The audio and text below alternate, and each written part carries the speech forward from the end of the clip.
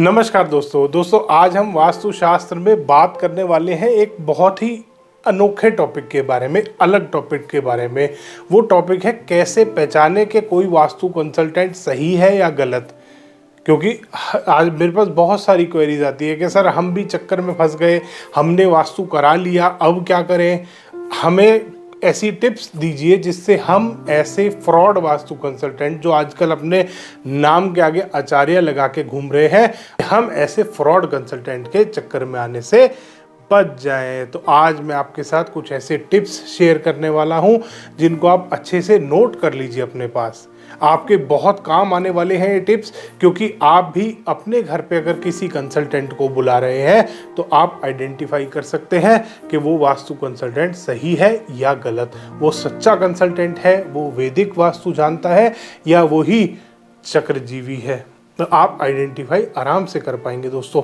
इसमें सबसे पहली चीज़ का आपको ध्यान करना है कि वो वास्तु कंसल्टेंट दिशाएं कैसे निकाल रहा है। कोई भी वास्तु कंसल्टेंट को आप अपने घर पे बुलाते हैं, आजकल क्या करते हैं कंसल्टेंट, एक रेक्टेंगुलर प्लॉट है, आप साइड में देख भी रहे हैं, आपके पास सामने स्क्रीन आ रही है पूरी, इसमें आप देख सकते हैं कोई भी रेक्टेंगुलर प्लॉट है।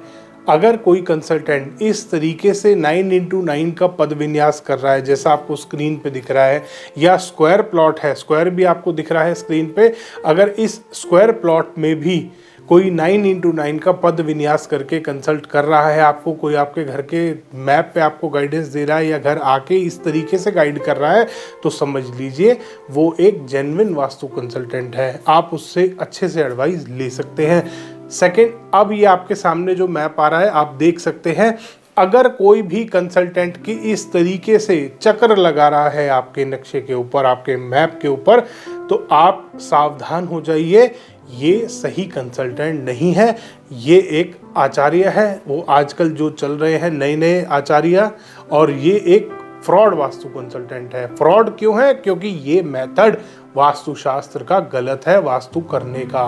तो ऐसे कंसल्टेंट से आपको बच के रहना है। जो आजकल 4 दिन का कोर्स करके वास्तु कंसल्टेंट बन जाते हैं, वो इस तरीके से ही दिशाएं निकालते हैं, क्योंकि ग्रंथ पढ़े नहीं, वेद पढ़े नहीं कि रेक्टेंगुलर प्लॉट में वास्तु किस तरीके से काम करता है, स्क्वायर प्लॉट में किस तरीके से काम करता है, सर्कुलर शेप के प्लॉट में किस तरीके से काम करता है, या कोई भी अन्य प्रकार का किसी और शेप का, ऑड शेप का कोई भी प्लॉट है, कोई एक्सटेंशन के साथ है, कोई कट के साथ है, उसमें वास्तु कैसे काम करता है उनको नहीं पता। वो सिर्फ एक मेथड जानते हैं, ये जो आपके सामने आ रहा है चक्र वाला मेथड, इसी को अप्लाई करते हैं वो हर तरीके के भूखंड पे।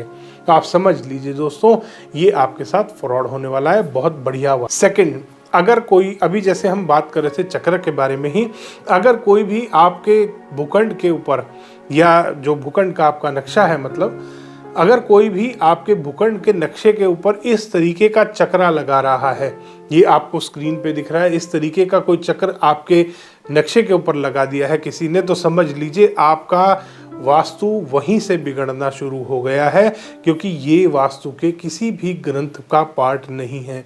सिर्फ सर्कुलर शेप के लिए चक्रा दिखाया गया है, दिया गया है, ग्रंथों में बताया गया है, और वो उसमें स्पेशली बताया है ये सिर्फ सर्कुलर शेप के भूखंडों के लिए है, या सर्कुलर शेप का कोई भी, आप किसी भी तरीके का कोई मार्केट डेवलप कर रहे हैं, कोई सेक्टर बना रहे हैं, कोई ग्रुप हाउसिंग सोसाइटी बना रहे हैं, उनके लिए चक्रा दिया हुआ है। गोल सोसाइटी जो राउंड शेप होती हैं उनके लिए, और वो भी ये चक्रा नहीं है जो आपको दिख रहा है स्क्रीन पे। इसके बाद आता है दोस्तों, अगर कोई भी कंसल्टेंट आपको रेमेडीज के नाम पे कोई फोटो बेच रहा है कि ये विलेज का सीन आप अपने घर के उत्तर दिशा में लगा लो, पश्चिम में लगा लो, दक्षिण में लगा लो, आपको सक्सेस मिलेगी, आपका बिजनेस बढ़ना शुरू हो जाएगा, दोस्तों इन पिक्चर्स से कोई भी फायदा नहीं होता। कोई भी गांव का सीन अगर लगाने से किसी के पास प्रोग्रेस आ रही होती, तो हर आदमी के घर में गांव के सीन ही लग रहे होते। कोई अशोक स्तंभ लगाने से, किसी ने अपने घर में अशोक स्तंभ रख लिया, अगर उससे उसको गवर्नमेंट से सपोर्ट मिल रहा होता, तो सारे जो सरकारी कॉन्ट्रैक्टर हैं ना, जो सरकारी ठेकेदार हैं जिनकी पेमेंट रुकी हुई है, सबके घरों में अशोक स्तंभ इतने बड़े बड़े लग रहे होते, 25-25, 30-30 फुट के अशोक स्तंभ लगा के रखते कि कहीं उनकी पेमेंट ना रुक जाए। कहीं वास्तु के नाम पे आपको metal studs, metal strips, metal nails और मेटल की और भी बहुत सारी आजकल रेमेडीज इन्होंने बना रखी हैं। कोई वर्चुअल एंट्री रॉड्स आपको अगर कोई बेच रहा है कि ये वर्चुअल एंट्री खोल रहा हूं मैं आपके घर में, इस तरीके के जो वर्ड्स यूज करते हैं, आपको खास ध्यान देना है इन वर्ड्स के ऊपर। कोई मेटल के स्प्रिंग्स यूज कर रहा हो आपके घर में कि जी ये मेटल का स्प्रिंग लगाऊंगा, इससे एनर्जी डाइवर्ट हो जाएगी। कोई लकड़ी का पिरामिड आपके घर में लगा रहा है कि ये पिरामिड सारी एनर्जीज को एब्जॉर्ब कर लेगा और आपके घर में फेंक देगा।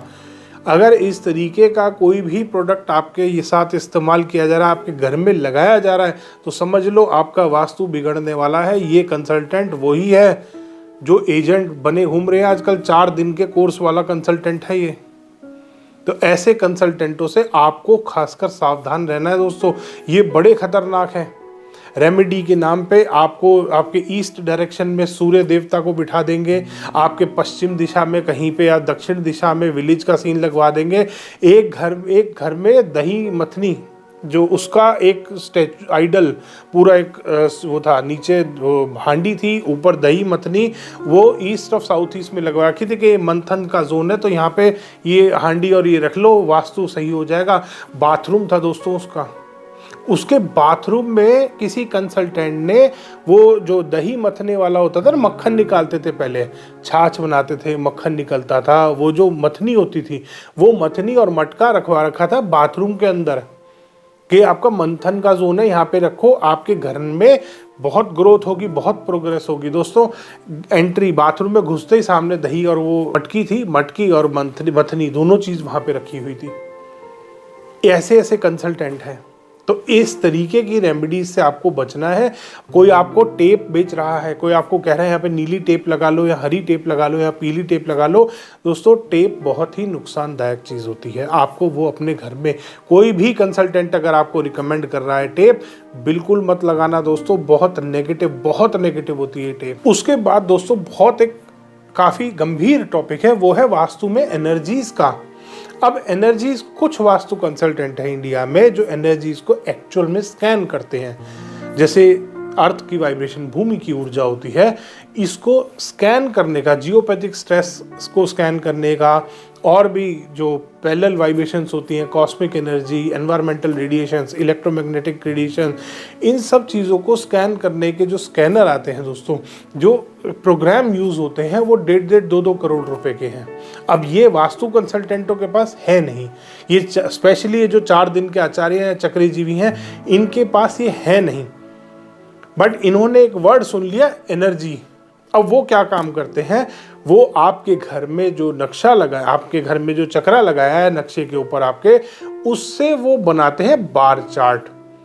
फिर वो आपको एनर्जी वर्ड का इस्तेमाल करते हैं, क्योंकि आप पूछोगे कि सर आप एनर्जी स्कैन करते हो कि नहीं करते, कैसे स्कैन करते हो, वो बताएंगे। हम जोन्स की एनर्जी निकालते हैं, जोनिंग करते हैं हम आपके घर की। अगर इस तरीके के कोई वर्ड यूज कर रहा है तो समझ लेना आपका वास्तु बिगड़ने वाला है। कि मैं जोन निकालूंगा, राहु की एनर्जी देखेंगे, केतु की एनर्जी देखेंगे। दोस्तों घर का वास्तु करा रहे हो तो घर की एनर्जी देखो, राहु केतु की एनर्जी भी देख लेंगे, वो एस्ट्रो का पार्ट है। घर में घर की एनर्जी पहले चेक कर लेते हैं। भूमि की ऊर्जा राहु और केतु से डिफरेंट होती है। जो भूमि की ऊर्जा है या जियोपैथिक स्ट्रेस है, ये कुंडली से रिलेटेड वास्तु डिफेक्ट्स नहीं है, ये एनर्जी के वास्तु डिफेक्ट है। तो आप उनसे जरा पूछिए कि सर कोई स्कैनर, कौन सा स्कैनर यूज करते हो आप, क्योंकि इसके स्कैनर ही नहीं है इनके पास, इसीलिए ये आपको डराते हैं राहु और केतु के नाम से। उसके बाद अगर कोई कंसल्टेंट बात कर रहा है 16 जोन की, दोस्तों 16 जोन सबसे ज्यादा फ्रॉड आजकल जो चल रहा है। 16 जोन जो वास्तु शास्त्र में डिवाइड किए जाते हैं वो इस तरीके से होते हैं, ये आप देख सकते हैं, आपके स्क्रीन पे दिख रहा है आपको। ये 16 जोन है वास्तु के। अगर आपके घर पे कोई कंसल्टेंट आपके घर के नक्शे के ऊपर इस तरीके से 16 जोन निकाल रहा है तो वो ठीक है, और अगर आपके घर के नक्शे के ऊपर इस तरीके से 16 जोन निकाल रहा है, ये जो आपको दिख रहा है मैप, अगर इस तरीके से 16 जोन वो निकाल रहा है तो वो 100% फ्रॉड है। वो वास्तुशास्त्र कंसल्टेंट नहीं है, वो एजेंट है। वो सिर्फ प्रोडक्ट बेचता है। वो जो 1% 2% वाले एजेंट होते हैं, ये वो वाला कंसल्टेंट है। आजकल बहुत सारे कंसल्टेंट है कि अच्छा आप 1 करोड़ रुपए कमा रहे हो, वो लालची कंसल्टेंट है। कंसल्टेंट नहीं है, वो एजेंट है।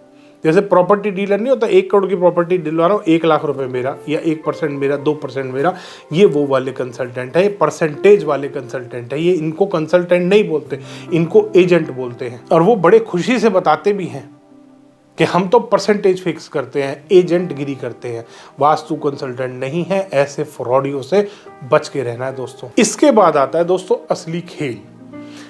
असली खेल क्या है? एस्ट्रो वास्तु। कि कोई घर में रह रहा है, मुखिया की कुंडली देख के बता देंगे आपके घर में ये दोष है, या आपके घर में अगर साउथ वेस्ट में टॉयलेट आ रहा है तो आपका राहु इस वाले भाव में बैठा है, इसको देख रहा है, इसमें ये कर रहा है राहु। अगर नॉर्थ ईस्ट में टॉयलेट है तो आपका गुरु खराब है। हाँ, गुरु खराब है, तभी तो ले जाके तुम्हें टॉयलेट में डाल दिया उस गुरु ने, तभी तो तुम्हें एजेंट बना दिया। इन कंसल्टेंटों का गुरु खराब था दोस्तों। ऐसी ऐसी हरकतें करते दोस्तों कि अगर आपका नॉर्थ ईस्ट में टॉयलेट आ रहा है तो आपका गुरु खराब है। इन सब का भी गुरु खराब था, इसीलिए ये ऐसा वास्तु कर रहे हैं। इन विचारों का भी गुरु खराब है। तो अगर आपको एस्ट्रो के नाम से, क्योंकि घर में एक घर में गया था, 27 लोग रहते थे उस घर में, 27 पीपल।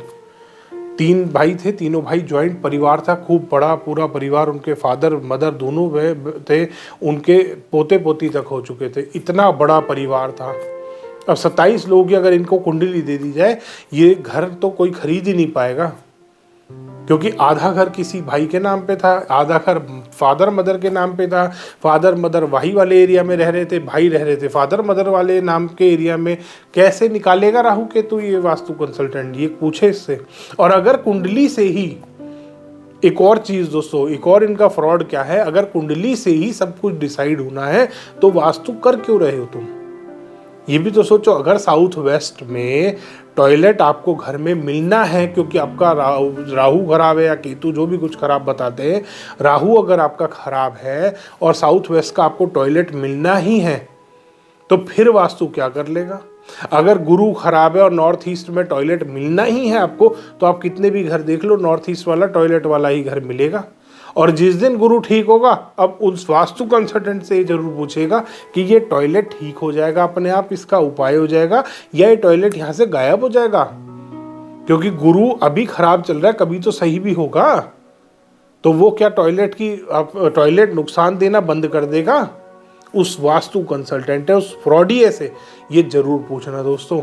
ये जो भ्रम आपके दिमाग में फैलाते हैं, ये सबसे बड़े खतरनाक वास्तु कंसल्टेंट है दोस्तों।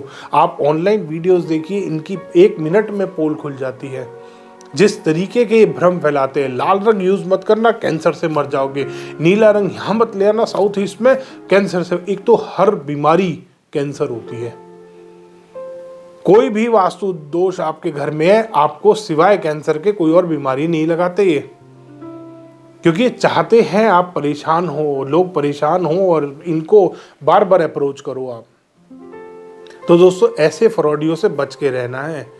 जो रेक्टेंगुलर प्लॉट में 45 डिग्री पे ही नॉर्थ ईस्ट निकालते हैं, ऐसे कंसल्टेंटों से बच के रहना है दोस्तों। जो ग्रंथों को नहीं मानते और कहते हैं किसी भी किताब में नहीं लिखा। अरे भाई, तुमने किताब ही एक पढ़ी है अपने गुरु वाली, और गुरु ने भी किताब नहीं दी, रेमेडी वाली बुक दे रखी है इनको कि ये इतने का है, ये इतने का है, तुम्हें ये इतने का मिलेगा। अगर तुम कार्ड नहीं दिखाओगे आईडी वाला तो तुम्हें इतने का मिलेगा। गुरु भी इनका, इनसे बड़ा गुरु ही है इनका। तो उसने भी इनको किताब जो दी थी, जो वास्तु ही उसने पढ़ाया। एक तो चक्रा के बारे में बताया, अगर यहाँ पर ये चीज़ नहीं है तो ये वाली रेमेडी देना, यहाँ पर ये नहीं है तो ये। इन्होंने सीखा ही नहीं है, इनको पता ही नहीं है कि पुराने टाइम में दिशा देखी कैसे जाती थी। कोई इनसे पूछ लेना कि 4 मेथड बता दो कैसे कैसे दिशा देखते थे, ये 2 मेथड नहीं बता सकते, 4 तो बहुत दूर की बात है। एक बच्चे ने वीडियो बनाया था कि सन ऐसे मूव होता है, सन ऐसे मूव होता है, सन ये मूव होता है, सन वो सन से दिशाएं देख रहा था और इतनी गलत निकाल रहा था जिसकी कोई हद नहीं। ऐसे ऐसे बेवकूफ़ भरे पड़े हैं, आचार्य बोलते हैं अपने आप को। बिजनेस इनके डूबे पड़े हैं, बिजनेस इनका है ही नहीं।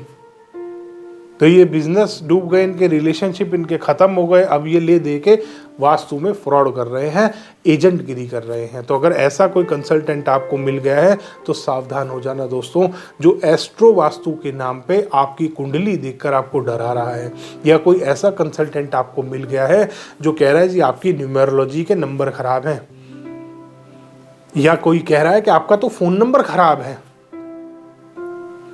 अगर इस तरीके का कोई कंसल्टेंट आपको गाइड कर रहा है कि आपके फ़ोन नंबर से आपकी किस्मत बदल जाएगी, या आपके नाम के नंबर से आपकी किस्मत मेहनत करने से बदलती है, एफर्ट करने से बदलती है।